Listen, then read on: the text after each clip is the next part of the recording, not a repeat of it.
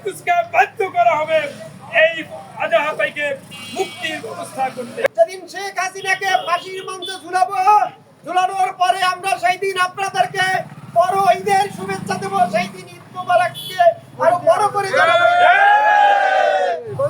ভাইরা, ফ্যাসিস্টের কি পরিণতি হতে পারে তার প্রকৃষ্ট প্রমাণ আপনারা এই বাংলার জমিনে দেখতে পারবেন।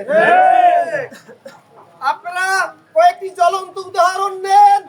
আমাদের নেতৃবৃন্দের মধ্যে দুইজন মন্ত্রী ছিলেন, আলী হাসান মোহাম্মদ মুজাহিদ এবং শহীদ মাওলানা মতিউর রহমান নিজামী।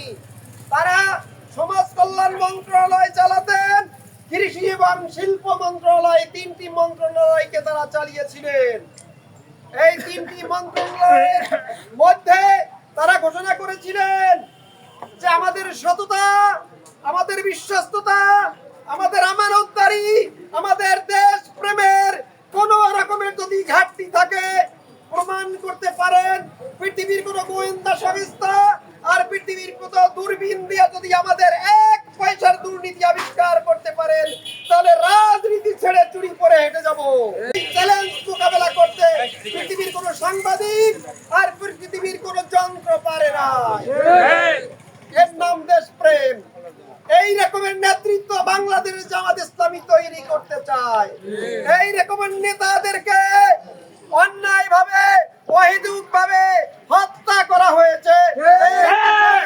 রাজনীতি থেকে এই সকল মেধাকে সরিয়ে দেওয়া হয়েছে ষড়যন্ত্র করে। বড় বড় আলেমদেরকে আপনারা ডান্ডা বেরি পরি আদালতে হাজির করেছেন, আর এই খুনি হাসিনার দোসরদেরকে দীপু মনিকে আমরা দেখতে পাই হাসি মুখে হাসতে হাসতে, পান খাইতে খাইতে খোলা হাতে পাথরের জিপি করে আদালতে উত্তোলন করা হয়। আমরা ধিক্কার জানাই। কেন আওয়ামী লীগের নেতাদের প্রতি অন্তর্বর্তীকালীন সরকারের এত প্রেম এবং ভালোবাসা?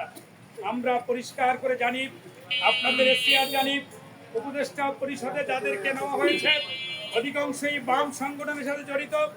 তারা রাতে আওয়ামী লীগের সাথে সুসম্পর্ক রক্ষা করে।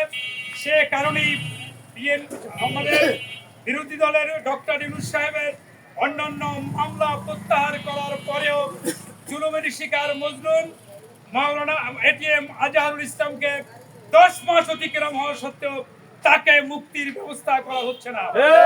আমরা পরিষ্কার করে বলতে চাই, 27 তারিখে যদি এটিএম আজহারুল ইসলামকে মুক্তির ব্যবস্থা করা না হয়, অন্তর্বর্তীকালীন সরকারের অফিস ঘেরাও করে ডক্টর ইউনূসকে বাধ্য করা হবে এই আজাহা ভাইকে মুক্তির ব্যবস্থা করতে।